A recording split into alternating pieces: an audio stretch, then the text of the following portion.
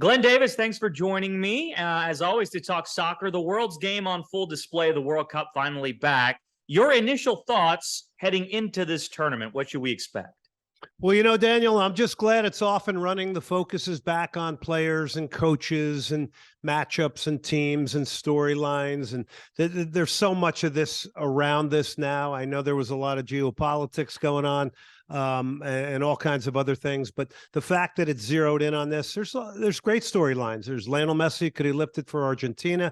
Could the Netherlands win a first ever World Cup? Will the U.S. get out of their group? We could go on and on.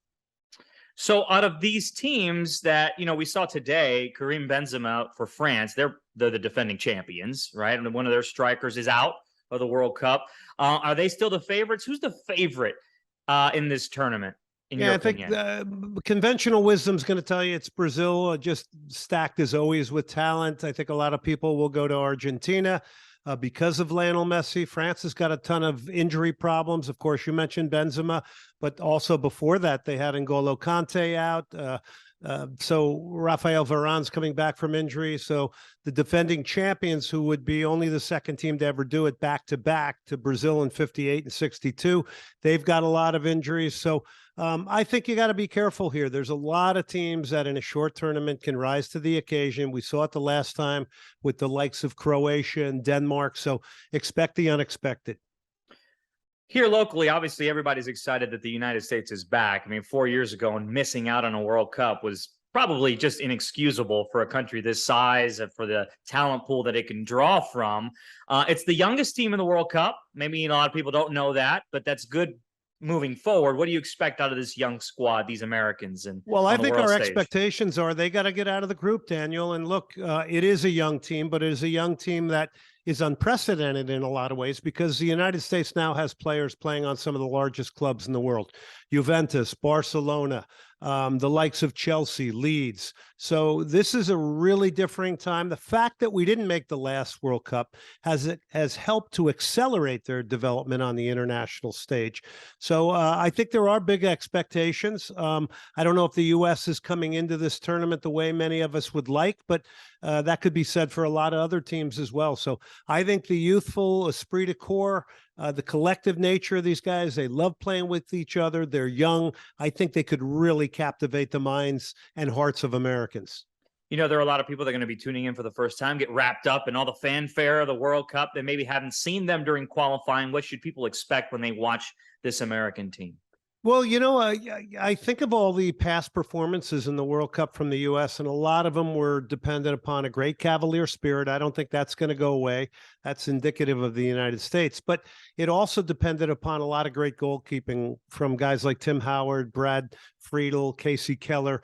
That's kind of been our World Cup history. So I'm hoping that this group of young men now, with a pressing style of game under their manager, Greg Berhalter, are going to be able to take the game a little bit more to opponents in this one, starting with Wales. What have you seen from Greg Berhalter? You mentioned they kind of maybe got into this tournament not how many had hoped, but what do you think about him, the way he's directed this club?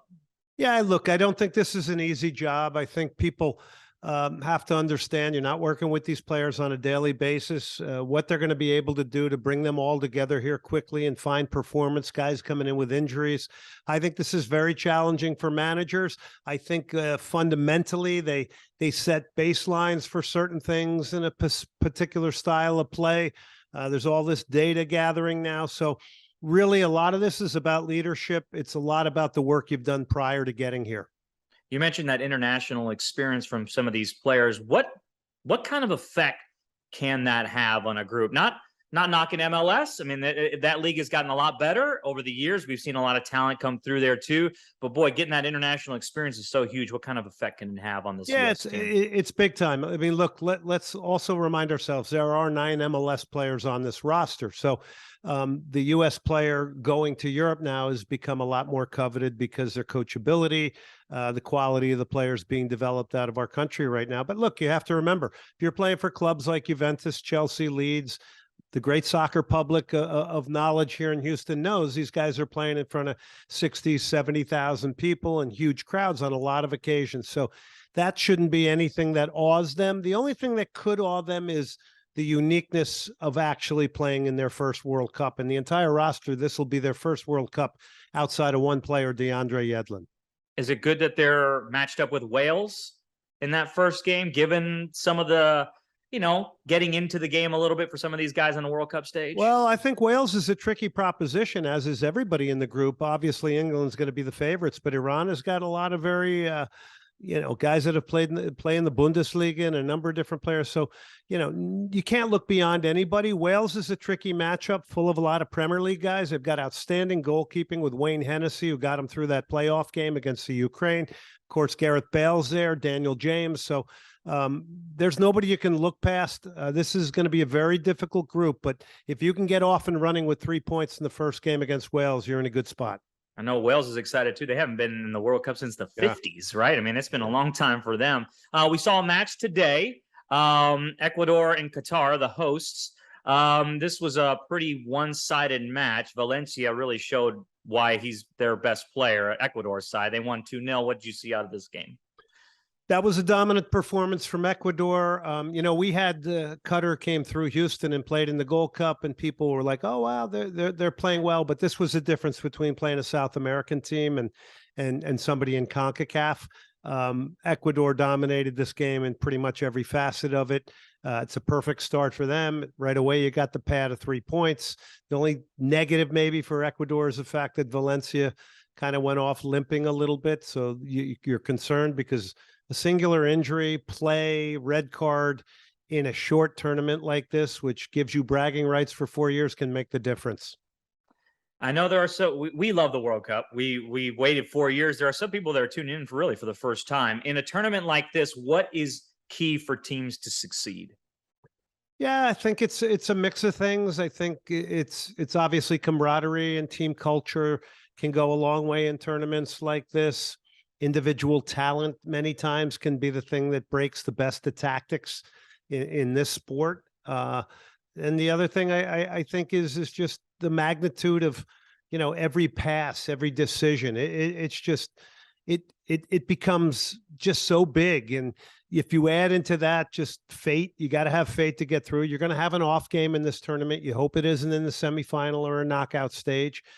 So there's a lot of dynamics that go into it. And like I said, short tournament, a lot of condensed games. I mean, we're going to know in 10 days what the fate of the U.S. is if they get out of their group.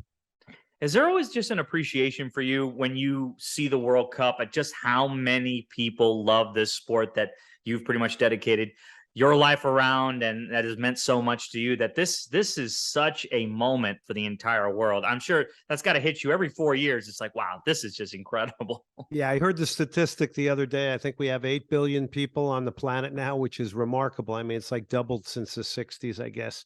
And, to think about that, and then you go, okay, well, 4.5 to 5 billion of them are going to be watching the World Cup. That in itself puts it all in perspective. And, we can sometimes be a little narrow-minded in this country when it comes to sports. And I'm not saying that everybody's got to like soccer, but we are a soccer country now.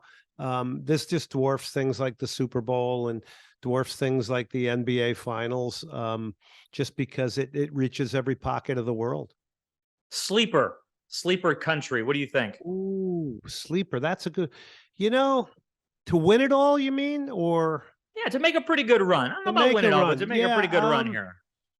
I don't know if Belgium's a sleeper, but we've heard so much about Belgium, Kevin De Bruyne, and a lot of the great young talent there. I would keep an eye on the likes of them. Denmark, Croatia, as we mentioned. I would also say keep an eye on Germany, because nobody really is talking about them, and they had a bad World Cup, and we all know Germany. They usually rise to the occasion. Mexico is another one that connects locally with us here. I think having huge problems going into this World Cup. If they morph into something different, I will be completely surprised, because they've got huge problems, Tata Martino and company, with their attack. Somebody was asking me the other day about Germany, their first match against Spain. I said, never bet against the Germans, especially on the World Cup stage, because they always seem, and Belgium too, they always, especially the last couple of World Cups, they've always put up a good product. All right, so I want to put you on the spot because I have to. Who do you think wins it? Who do I think wins it? Oh boy. I'm not really gonna be going out on a limb. This is not going to be a sexy choice, but I just think Brazil is so stacked roster-wise. I mean, they're too deep at every single position.